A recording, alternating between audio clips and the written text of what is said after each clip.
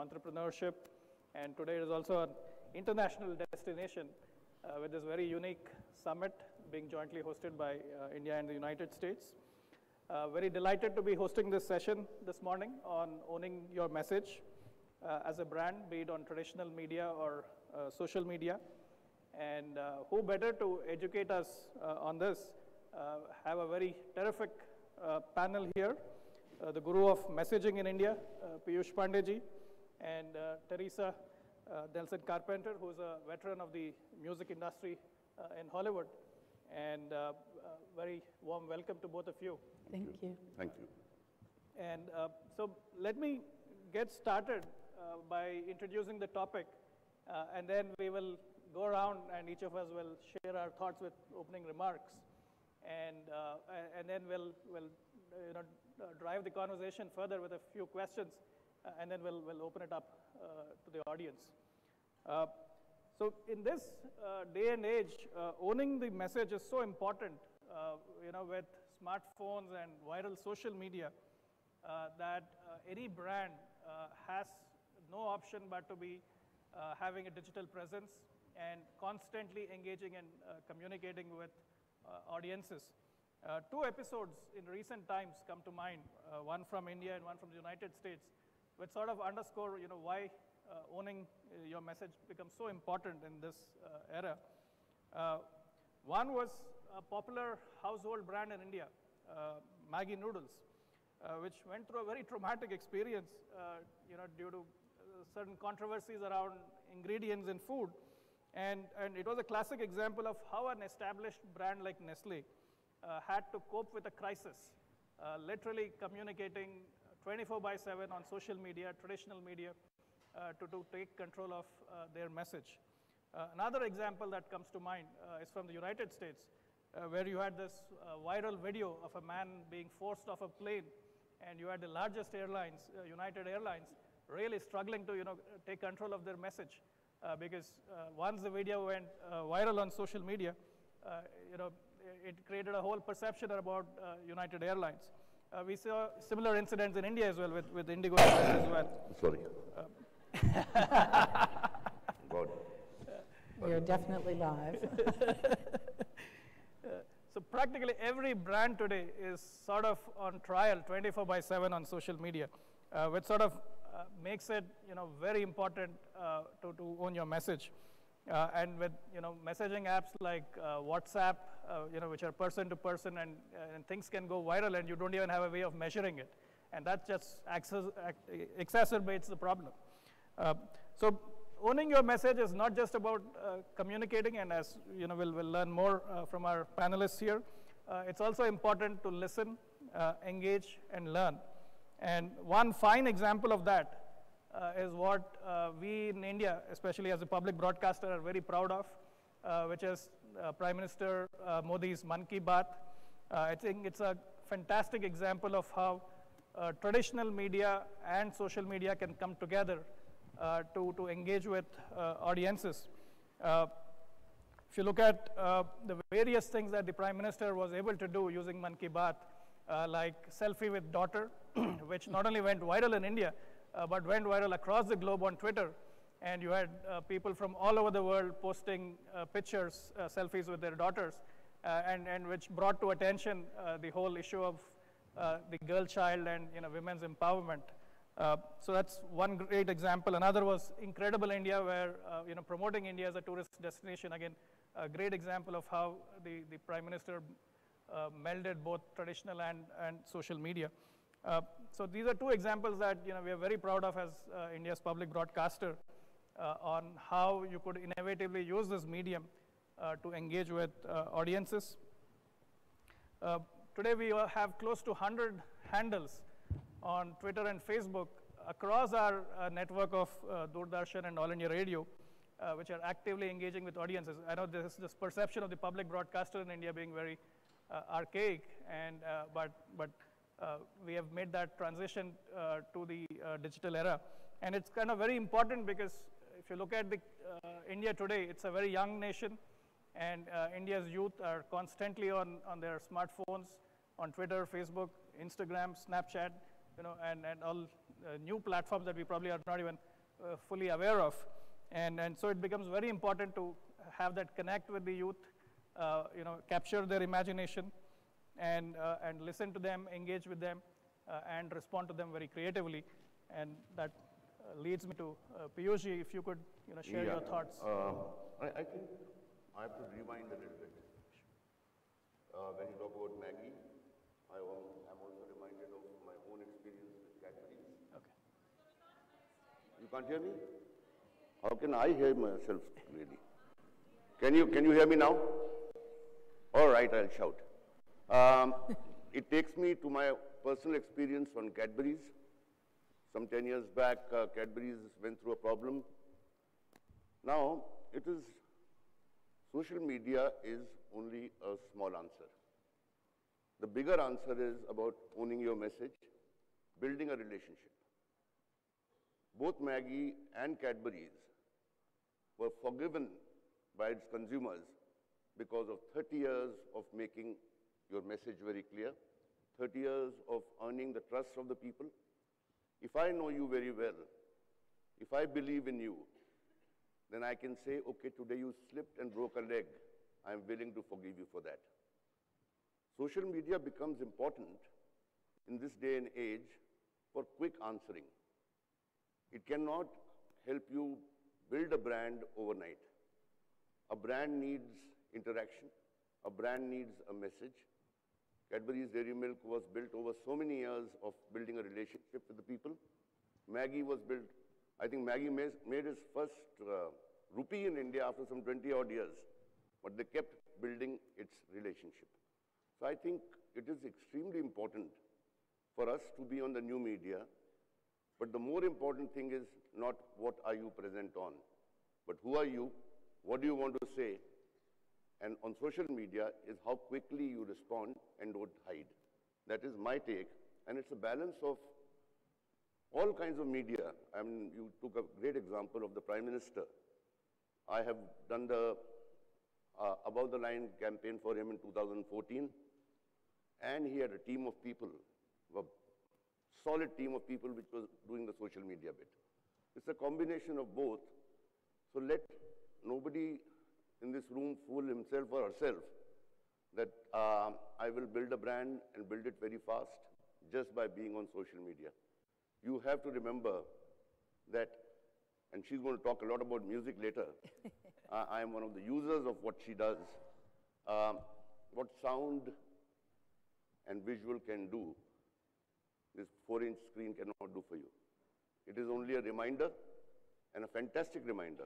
It is a way of keeping contact with you on a day-to-day basis, but is it going to make a lasting impression on your heart? That's where I always say that products are made in factories, but brands are made in the hearts of the people.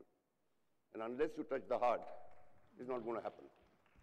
Yeah, you have to earn that loyalty, and it doesn't happen overnight. I have a film and TV music company in Hollywood, and we are trying to, of course, impress clients such as our dear friend here and our broadcast network to utilize our services for creating music and or perhaps helping them strategize on the use of music within their brands. For us, one thing that is very important, you have to make sure that what it is that you are saying and you are imparting on social media is verifiable, it's truthful, because anybody is going to see right through that. And what you put on social media lasts forever. You can talk to our president about that, and I'm sure you'd know. I can tell you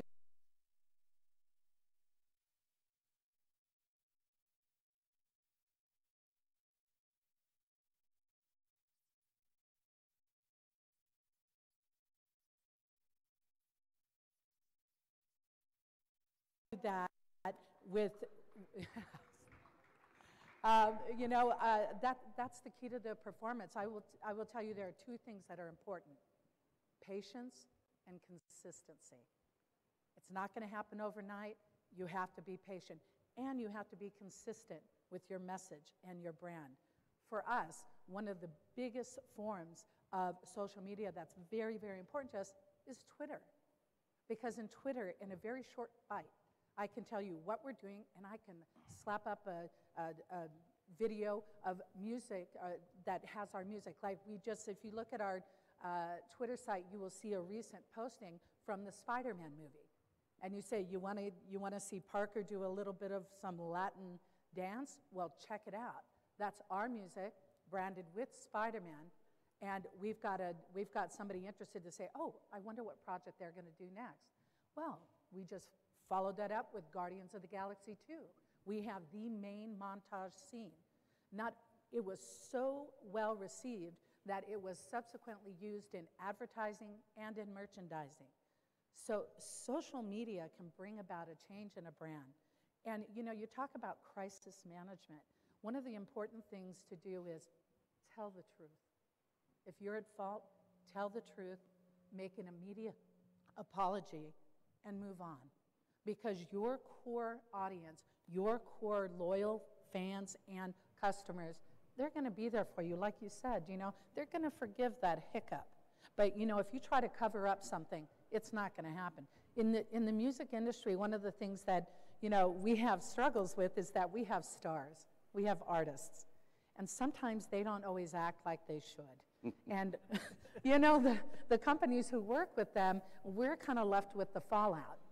And what we try to do is we're not going to make an excuse for them, because quite frankly, we're going to engage their management and say, you get on message with your artist. But we're going to say, no one's perfect, but have you heard this music? And just bring the conversation forward.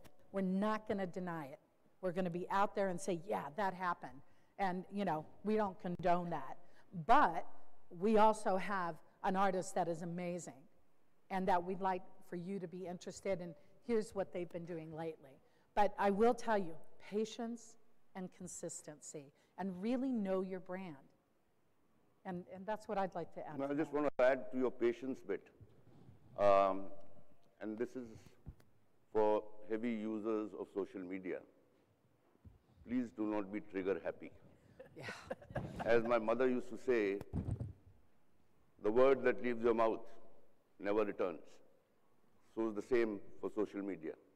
Everyone's very trigger happy. When I don't use the Twitter because I don't believe in myself.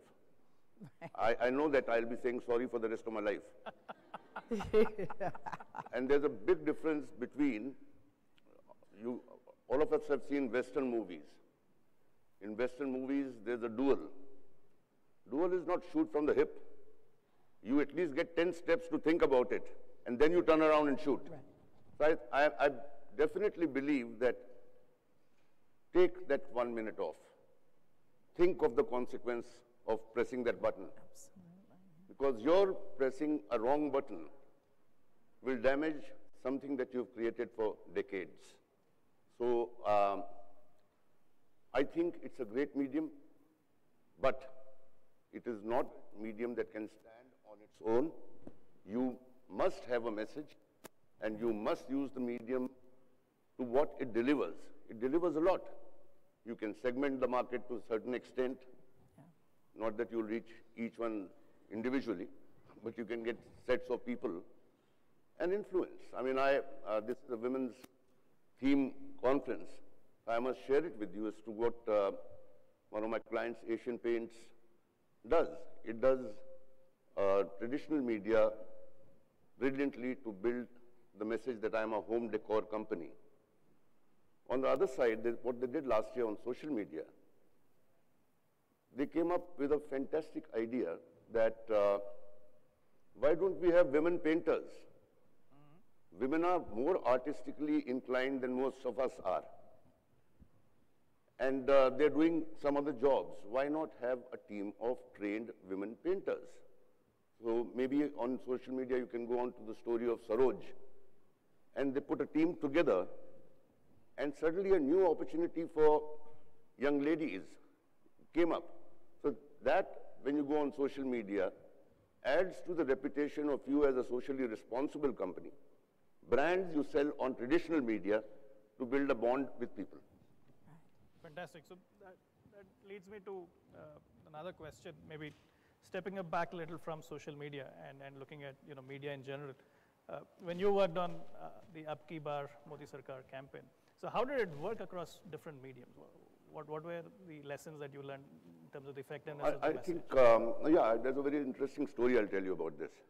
We were doing Ab Ki Baar Modi Sarkar, and when we launched the campaign, it was a very serious campaign with the testimonials of people saying that there's enough of corruption, there's enough of this, there's enough of that, and morbid topics. I mean, somebody not willing to send her daughter out beyond 6 o'clock. And they said, there's no safety. So we started that campaign, we went on to television, we went on to all mass media. Now the interesting thing is, and this is what I learned from that exercise. One day I get a call from BJP saying that the World T20 is starting. That was the same time, World Cup T20. And they said, we have bought a lot of media. So I said, God, this is trouble. Because that is a very youth-centric tournament. That is a very fast tournament. That is a tournament with a high intensity. I cannot go in the middle of it with a morbid. The mood is of celebrating. I cannot go in with a campaign which is morbid. So I went to the government and I said, you know what? Nobody has done it in the world ever, but I'll do a political campaign using animation. So they laughed at me on the media that you have chosen. And I did 18 animation commercials. I'll describe one to you. There is an umpire and there is a cricketer. And there's a commentary running. The umpire is ready for the toss. One captain has come. Where is the other captain? Because the other leading party had not announced their captain. So, and the voiceover says, I'll say it in Hindi first and I'll translate it for the others. It says, बिना captain की team जाएगी हार, इसीलिए अब की बार मोदी सरकार. Which means the team without the captain is going to lose, therefore you need Modi's government. And we did 18 of these. So I think the biggest lesson is know your audience, know the mood of your audience, know their practices, and take your topic. Don't ever deviate from the message you're giving. I did satire in this one. I did emotional in the other one. The message everywhere was, Ab Ki Baar Modi Sarkar. So you need to craft it, you got to mold it, but stay the course. That is what owning your message is all about. Exactly. Teresa, when we were chatting, before the session, you had talked about different kinds of social media platforms and not every one of them being used effectively or as much, but then each one has its own strengths. If you could maybe amplify on that and also talk a bit about what kind of messaging works on which platform based on your experience. Okay, so Facebook. Our company feels very comfortable on Facebook. That's more of a presence for us. What is key to us, and one of our major sources, as I said, was Twitter. But then what I think is one of the most underutilized social platforms is Instagram. People are using that more for a personal connection. But it is a powerful branding tool that I think we're going to see a resurgence in the future by utilizing that. Also, if you think about LinkedIn, we all know that as a professional way to connect. In our business, we're connecting to the users of our music through LinkedIn, through our Twitter, through our Facebook, but we're also our fans. We are connecting through Facebook, Twitter, and Instagram. And you know that those platforms provide for a varying different type of message. We can go long form on Facebook. We've only got a certain amount of characters on Twitter. And then on LinkedIn, pretty stoic because it's our business platform. And then Instagram, wow, fun. That's almost considered our Snapchat because we don't really use Snapchat that much. But Instagram is something where we can take a picture of a moment. When we roll out our message about, let's say we have a new film that we are the music supervisors for. So as we are able to share information about the work that we're doing, we're planning that rollout. And that rollout starts with our presence on Facebook, Real Music Works. We are the music company for this particular movie. We did Top Cat with Animea Studios out of Mexico, and we have done each of their big films. Now, this is an animation film that has done tremendous success globally. We were able to talk through with our fans and with our potential client base exactly how we were creating the music for this program, working with the directors and producers. And so the key thing here is that, as you said, we're not bombarding the message. We're not just throwing out there just to have something in social media. It's planned because what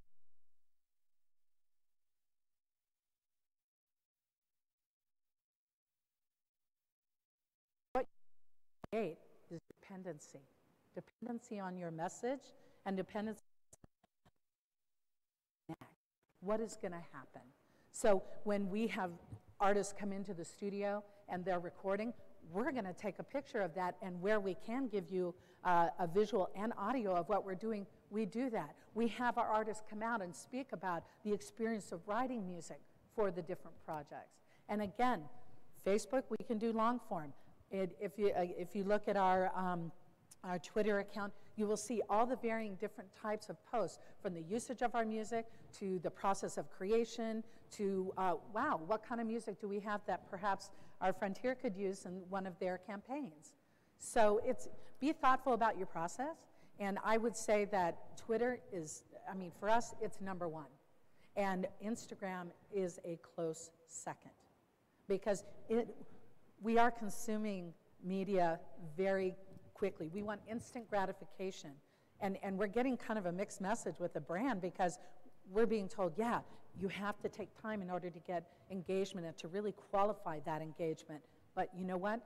Our audience needs to have instant gratification. The way they get that is through being able to use the varying different medias, Twitter being one, so very effectively, but planned, not just bombarding with any type of message. Really have a planned rollout. And it's been really, it's worked out great for us and very successful. I think I just want to add, there's another myth, and that has to be shattered. Like Twitter is a short format. Lots of people think that YouTube and Facebook, these are inexpensive things. So I can do any length I want. No, a story has its own length. If you bore people by showing something because you got the luxury of length, don't fool yourself again. I think a message has a span where it holds and holds beautifully. Don't pull it longer. It's like one of those, I won't name anyone, those 3-hour-long movies that we see. We saw one on wrestling. I had done a 1-minuter 2 years back using Geeta Fogart for JSW Steel. Somebody wrote on Twitter saying, if you don't have 3 hours, just go and see that 1-minute film. It is the same thing. In fact, that brings an interesting dimension, especially with digital platforms, is the measurability, right? You know what works, what doesn't work. Like, you could measure and know at what point audiences drop off in a video, right? Is it the first 30 seconds, first 15 seconds, 1 minute, whatever, right? And all the analytics in every platform, be it Twitter, Facebook, YouTube, is not only telling you as a brand what is working, what is not working, but it is also fragmenting your audiences, right? Because now you have to target your message differently to different segments, and you have the ability to do that with each of these platforms. And in India, we have another complexity, which is the diversity of a country, the number of languages. So Piyush, if you could throw some light on how do you tailor one messages? measurement you talked about, and I think this is a very foolish measurement that people seek. They say, and I put this on YouTube and I got 3 million hits. I think 2.9 of them were misses, they were not hits. Yeah. It's not about numbers, it's share of heart. It is the impact. I saw something is one measurement. Did I like something that measurement will never change. So I think I take measurements with a pinch of salt. Lots of people tell me, and a whole lot of people pay for that measurement anyway. You put something on YouTube and you promote it on that, and it gives you 2 million hits. Sorry, those numbers don't work with me. It is when I meet people like you and you talk to me and tell me, I love that ad of yours that you've done, that satisfies me a lot more than 10,000 likes on the net. Well, you know, I think you hear from people that they like your ad. They might have seen it on those different platforms.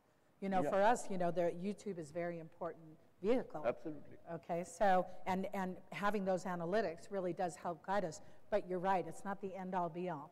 Because we need to... At the end of the day, what you have put on that, somebody once asked me, a client, can you do a viral film for me?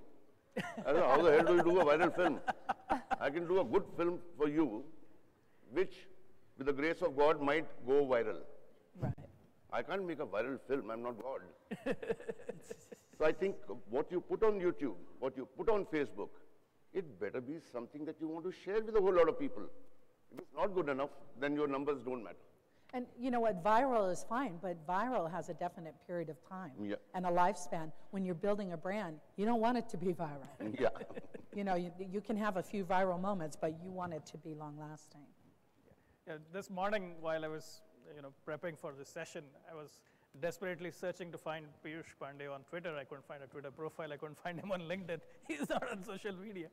But I found you on LinkedIn. Oh my goodness. Yeah, so really somebody manages a Facebook page for me. Okay. I don't know who it is, somebody who likes me. I have not complained. I have not complained till now because the person has been very, very correct in what he's done.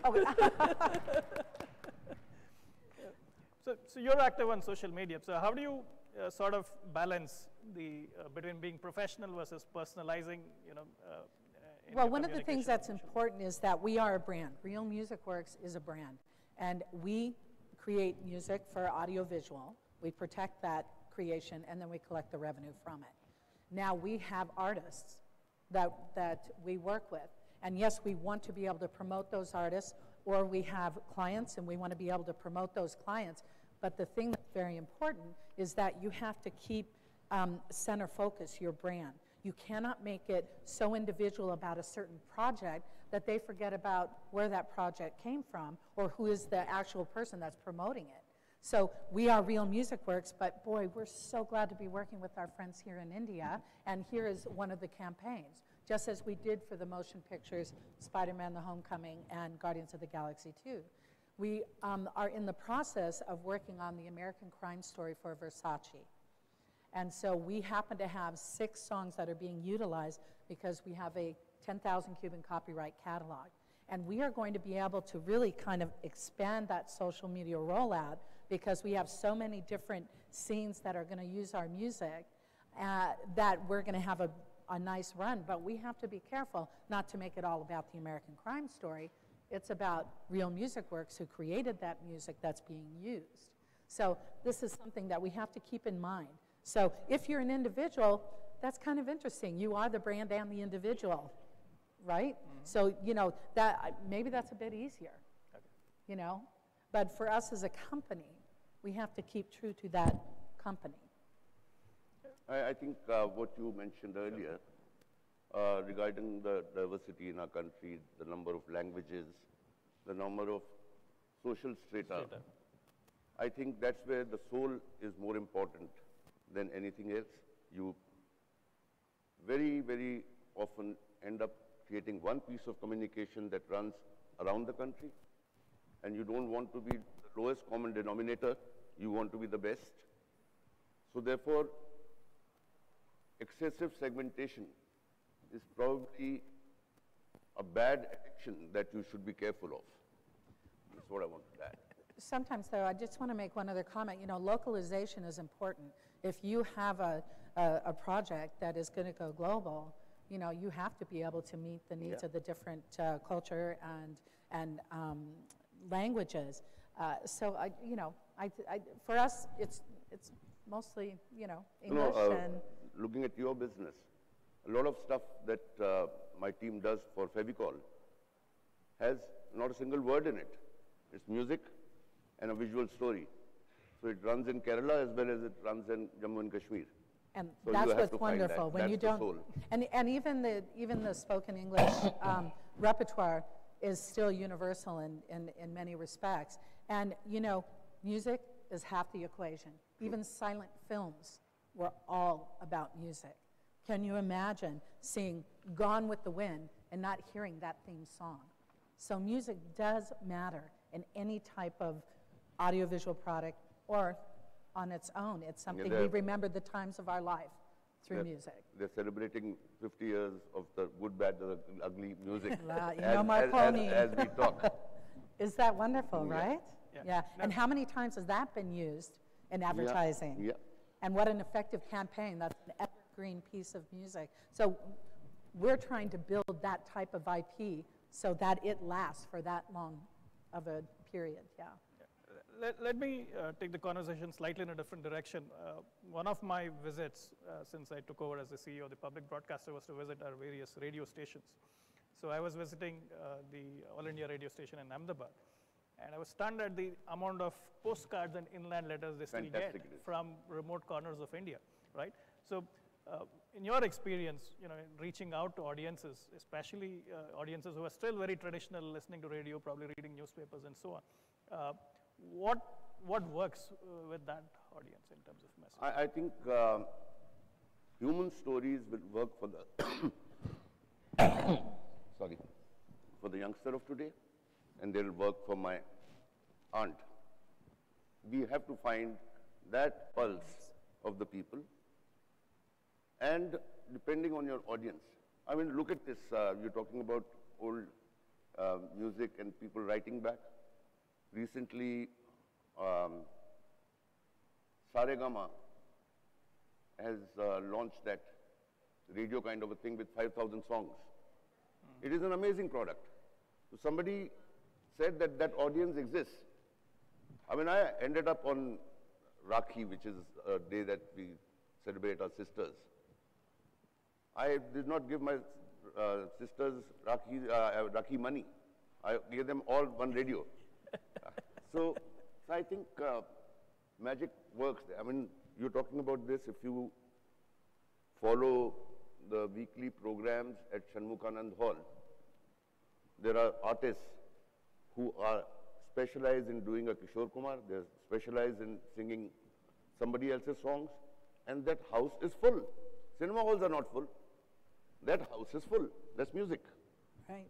So I think you need to remember that somewhere down the line, expressions may change, but the soul of a human being will not change ever. Find that right chord, attack that right chord. In fact, something interesting in the United States as well, I believe, with this whole trend towards cord cutting, that you have the young generation now discovering that you have free-to-air TV and you can watch NFL for free, right? So what are you learning in terms of the generational changes and how messaging works with different generations of consumers? Wow. You know what? I have an 84-year-old father who is on the internet night and day because his mind keeps on ticking, right? And he is a lover of music and of audiovisual. And he's doing the same thing I'm doing. So I think that what's old is actually new again. And we are seeing that while you can get free sites where you can watch programming or experience music, one of the things that we need to bring forward is teaching our young people about IP and how important intellectual property is and rights of music and the visual. And we're seeing that they're interested in gaming and things that are new technology and being able to reach them in that media. Our brand and what we produce, we have to be relevant in that area. And so what we want to do is we want to be able to make, programming that fits on a cell phone. We want to be able to, they're not watching TV, they're on their computer. How many of you, when was the last time you went to a disco? Nobody. Exactly. Okay. Yeah, We have one gentleman. We have one champion there. Okay. Go to a disco as an observer. There are 15 people on the dance floor. And then the DJ puts Mere Piya Gaye Rangoon. And there are 100 people on the dance floor. So there is a chord. There is a chord that Yeah. you need to touch. I mean, DJs, look at David Guetta. I mean, he plays and everyone goes nuts. It's the best, you know. It's taking, you know, pre-existing music and spinning it a different way and being able to consume that, not just in person, where, I mean, who would have thought years ago that we would be going to a DJ concert and not seeing a live artist sing and perform and dance? I mean, this is what our generation is evolving to. But you know what? You talked about that personal note, that human touch. When you hear someone perform live, there's nothing like it. Nothing like it. True. So I'll pose one last question before we open it up to the audience. A big issue that's gripped, you know, both India, US, across the world, you know, fake news and with the rise of artificial intelligence and bots, you no longer know who you're communicating with, whether it's a human or an algorithm with an agenda, right? So how do you see, you know, brands and messaging, you know, deal with this challenge as we get more and more into this terrain where technology is becoming very, you know, playing a very anarchic role? I think the best answer is to respond very quickly. The best answer is that you cannot take away fake messaging, like you can't take away rumors from life. I mean, one guy stands and creates a ruckus out there, there's a fire, and we might have a stampede in this room. So I think you've got to live with that as quickly as you can possibly do it, put an end to it, and hold on to your owning your message, which is the theme of this discussion. If you are consistent in owning your message, there will be detractors who will try and do things, but you hang in there. If you hang in there, you cannot lose the game. You have to be honest in what you put out there. It has to be verifiable. Even if we share an article, we make sure that it's from a reputable source, that it has been verified, and that it is truthful. Truth is important. So your message, it needs to be able to, you have to back it up. If somebody said, we don't believe that you had that song in that movie, well, guess what? We can say, here's a clip, and here's our end title credits. Yeah, we do have that music in that picture or that television program. But then again, if we're commenting on something, it is verifiable, and we are very, very keen on that. So that's how we combat that fake news and who we're dealing with.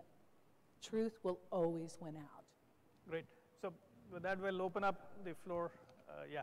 So if you could keep your questions crisp and direct, that'll be great. And also tell us who you are and who the question is for. Thank you very much for the extremely insightful panel discussion. My name is Satya Kiran. I'm a professor of management and a researcher at Nanyang University, Singapore. So you have been the dawn of Indian advertising. You've seen India before 1991, which was a one-channel country, into a country which has a multitude of channels. I often quote this: Operation Neptune Spear, May 2nd, 2011, when Osama bin Laden was bummed off, one of the most secretive operations in the history of the world. The news of the assassination came not from traditional media, neither print nor electronic, but by a tweet sent by a guy who was next to the compound in Abbottabad in Pakistan. My questions are, we are all digital natives.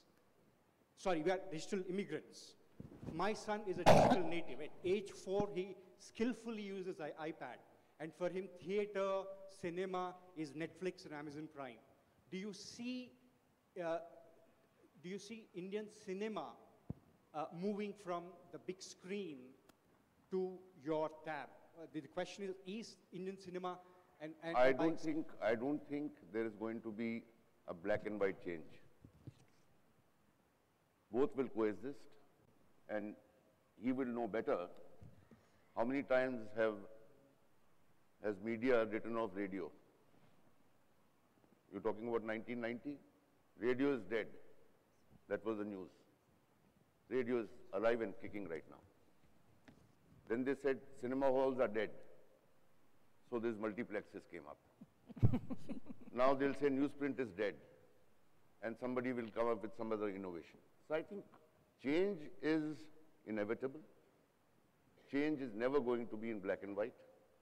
We will have to embrace change and be able to convey our message in whatever format your child might be watching it on or some elderly gentleman might be watching it on. Content is king and will be king always. Formats may change and evolve. So I think only thing I can say is that have a great story and then decide what medium is being used by people. There's nothing like going to a motion picture cinema house and hearing music in Dolby Atmos and seeing the visual in Dolby Vision. You don't get that on a tablet. So the experience of what you were talking about in these state-of-the-art facilities, go see Star Wars in the theater and then look at it on a tablet and you tell me what's exciting. Yes, that's going to be the ancillary use of the film, but boy, the impact. Right. You will remember that for the rest of your life. We have a question. Another here. question, just to give you an analogy. If everything is available on the tab, will the world stop traveling and tourism will come to dead? I don't think it's going to happen. Yeah. Please. Hi, I'm Sonal. If you could speak into the mic, please. Hi, I'm Sonal. I'm the maker of India's first healthy dairy-free ice creams called White Cub. I wish this session had never ended. This was the best one since 28th November, personally for me. Two short questions. First to you, ma'am. So, what are the ideal components of, consistency for a bootstrapped business? Because you said consistency. So we are here looking for some really smart tips by experts like you. And so second question directed to Sir. What are the chances of, say, an Abki Bar Modi Sarkar kind of a very strong, effective message emerging from a small budget, small number of people of team? I can tell you for a bootstrap business, because that's how I started mine, self-funded, I will tell you that tell your story. As you grow, allow your story to be told. And I think that, again, you know, don't be afraid to have a little bit of time between your posts. You don't want to have, you know, months and months. But as you're growing, I think that you can have an opinion in the area of which your specialty is, so you can add that to the conversation. You can also, one of the things that I loved is that when I was starting out in my company, I was asked to speak at different conferences, and what that allowed me to do was to have a presence in social media to say, oh, while we are growing this part of our business, our CEO went and spoke about this particular subject, and you know, we were able to highlight, you know, the challenges in, you know, women in business, especially in the music industry, which is a very male-dominated industry, but guess what? We're making strides. So there are different ways to be able to keep yourself in the news and keep yourself moving forward. Be able to celebrate your successes, but then also, you know, discuss your challenges, because you'd be amazed at who's out there that might even have a solution for you that you would have never thought. But be very, very careful about what you put out there. The stamp you make in social media is forever. It lives forever. I think the answer to what you asked is, first you have to decide for yourself what is your brand ambition. If your ambition is to cater to vegans, or is your ambition that you will make fantastic vegan dishes which anybody can enjoy? I think you'll have to, the answers are not that easy. You'll have to answer what is it that, how do you want to scale it up? Right. You want to test it out in your colony, then that defines it. So have a nice message and define for yourself what is your brand ambition. I think that's the starting point. Yeah, go ahead. Good afternoon, dignitaries. My name is Talking to the Can mic. you hold it? Good afternoon. My name is Vignesh, and I run a multilingual content collaboration platform called Tartle. And my question is very specific to Piyush sir. Is that Apple as a brand, very curious to know your perspective. There are rules for advertising and branding. And that is one brand which I personally feel that they don't follow any basics of what you call advertising or branding. That's what it is told. So what is your perspective about the brand Apple? I think you have to look back and say that they may not have a line like just do it, right? But the soul of Apple is design. Nothing but design. If you understand that soul, if they believe in that soul and keep giving you products one after the other and you say, what a piece of design, then the company stands for design. You don't, if I ask you people who live in this country, what is the tagline for Fevicol? Anyone wants to attempt? I have never used it. Fevicol does not have a tagline. It only has a descriptor which says the ultimate adhesive. We do anything we feel like, but the soul of Fevicol is that life is beautiful when nothing is broken. And that's what comes through in every piece of work that we do for them. Good afternoon. The lady at the back. Yeah. Yeah, please. It's wonderful to be here and listening to you. You're talking about effectively managing social media, but you haven't spoken about WhatsApp at all. Well, you know what? We definitely connect through WhatsApp, and when we have our message, it is across all platforms. Basically, Facebook, Twitter, LinkedIn, Instagram, and we do WhatsApp. But I would say that we don't focus in as much on that, except that we do have staff members that sit and they do have a discussion. But again, we're being very, very careful because it's a slippery slope when you're on a conversational type of social media. So for us, you're gonna see the same message, but put in a different way depending on the ability of the platform. You're gonna see the same message. So we're there to answer questions, but not really to spark of a conversation unless it's about the project. Let me add to your question on WhatsApp. I think WhatsApp clearly is a challenge in the sense that it's a viral medium, very hard to measure. You have no idea what is going, how messages are spreading. Very hard to control, fake news or wrong messaging. So it's I think one of the challenges that especially political campaigns, because the speed with which faulty messaging goes viral on WhatsApp is a big challenge, and it's something that all of us have to apply our minds on how to solve. Yeah. I am Vinod Singh, running educational institution and into organic farming.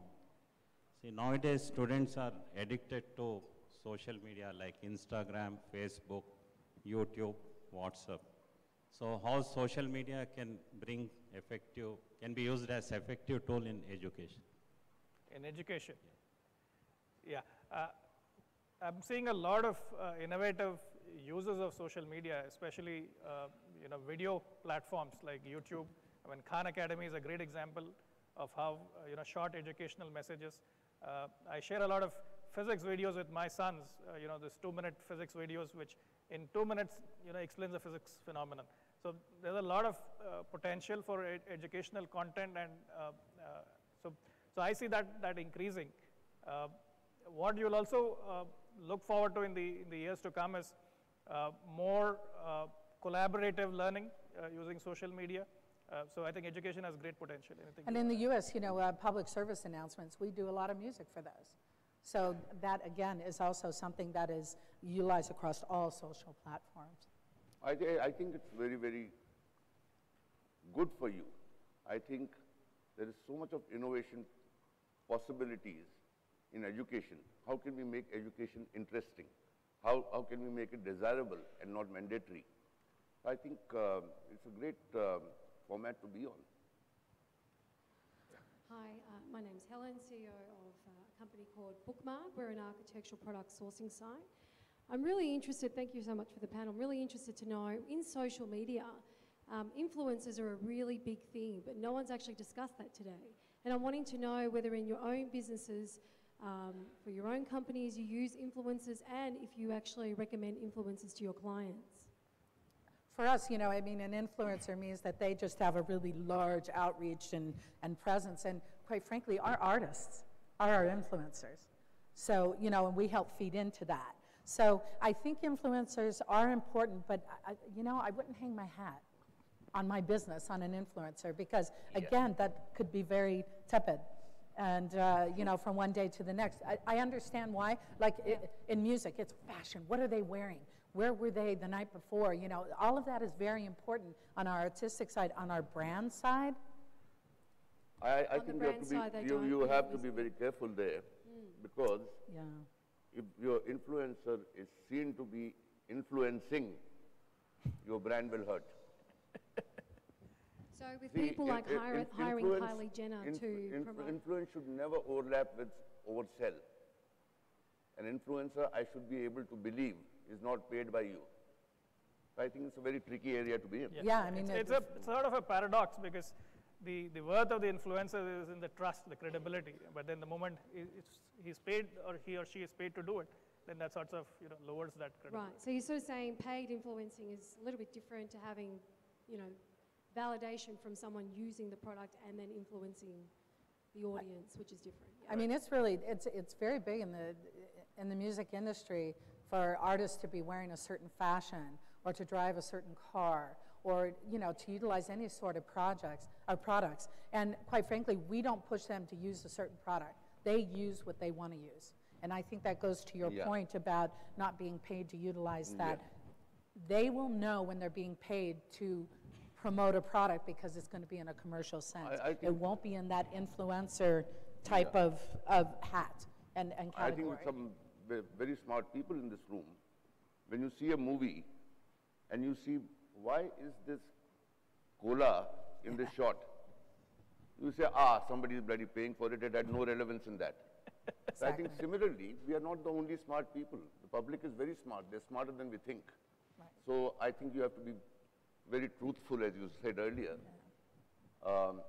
If your product or your message is good, influencers will come as more credible.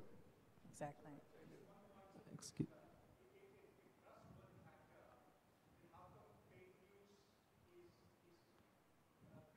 I know. I think that is questionable. I don't think the data supports that. Excuse the me. ladies at the back, I think someone was waiting for quite some time. Hello, my question is for Piyushji. My name is Rubina Mazhar. And I was just wondering about the ethics involved in advertising. Do you come across any ethical issues, like maybe you don't believe that it's Abki Baar Modi Sarkar, maybe it is some other. So how do you deal with ethical issues which come out? I think there are few topics where we have to be very careful. One is that we never fool around with religion. When we took on the BJP campaign, I actually sat down with my team to ask them, if anybody doesn't believe in it, you can do some other project. But I better have believers here. So there'll be a number of people number of actors you know, who will never do alcohol, who will never do cigarettes. There are some who will do it. So I think ethics is something that has to come to you from within, has to be nurtured in those who work with you, and you have to be careful that nobody is crossing that thin line. Sir, I have a question here. Excuse me. Yeah. Okay. My name is Abhijit. I have started recently a social network platform called as Art Bandhu. We are a social network with also bringing an experience of connecting different art and artist community. And the challenge that we went from the time we started is to connect all the artists that belong to the remote areas, remote villages, small towns, right? So alternate to online platform, we also initiated some service stations, which is in-person assistance to get people on board and provide with them services. I want to hear from you what kind of challenges and how do suggestions especially to help these artists who belong to the remote ages, right? Because helping them with all kinds of new set of information and the trends to improve their businesses, to open up opportunities, jobs, artistic jobs, right? So all that a bigger entity out there. So your suggestions, please. It's a very noble cause that you are actually following. To me, off the cuff, I think there is nothing better for you than demonstration. Start small, make a model, make it successful, so that the people that you that work with you in remote places, there's something to share that so many artists benefited. So why don't you come on board? So I think certain things will have to be demonstrated more than anything else. Nothing succeeds like success. When we were building our brand and trying to attract artists to work with us, we had to be able to gain some success. So we started exactly as this. We had a very firm model. We worked with some very notable artists, and to attract others, we said, look at the success that we've had here. We can do the same with you, because if you believe in their music, yes, you can. And then through the social media, through the way of branding, you can bring that reality of success and global viewership to your artists. I think it's wonderful. We'll take one last question hi, there. My name is Vana. Yes, please. Thank you. I have an IT company named AdDrive. So my question is, there are many products in the market which we really don't need, especially in the food industry. So there are so many products which are harmful for us. And even kids are getting acquainted to it, so which is minimizing the age lifespan. So do you think that we should have some board which has to control all these products, and it's high time to take serious about all these things? And I think this is a right question for you. I think there is a structure, there is a law. When it comes to food products, it is very strict law. Even the largest of international companies are scrutinized. So there is a law. I think. Unfortunately, it's not happening. And there is a consumer protection section. They advertise like maniacs on television, Jago, Grahak, Jago. So you don't have to be worried about it. You should be confident of yourself that this thing is not correct. I will take it to the right authority and bring it to their notice. So there should be a process. The system exists. It is not that I can brand something which is a cough syrup and sell it from a shop. I will have to go through the verification. Yeah, we're almost out of time, so closing thoughts, Teresa, if you could. I would say as a takeaway, be patient, be consistent, and know your brand. And I would encourage you to network with other like entities to know what their best practice is, and also know who your competitors are, know who they are in your space, so that you can learn from that experience. And you might find that there is a collaboration that will help propel what it is that you want to do and the message you want to get out. How many cricket lovers in this room? Yeah, I was going to ask you about your cricket. So I would like you all to be Virat Kohlis. Why Virat Kohli? Because he's the only guy who plays all three formats of the game, from test match to 50 overs to 20 overs. And that's precisely what you should be doing. There is traditional media, there is social media, there's Instagram. Play it all and play it well. Yeah. Get the game right. Fantastic, fantastic thoughts from both Teresa and Piyushji here, and great questions from the audience. This debate will continue. You know, technology is constantly changing, constantly evolving.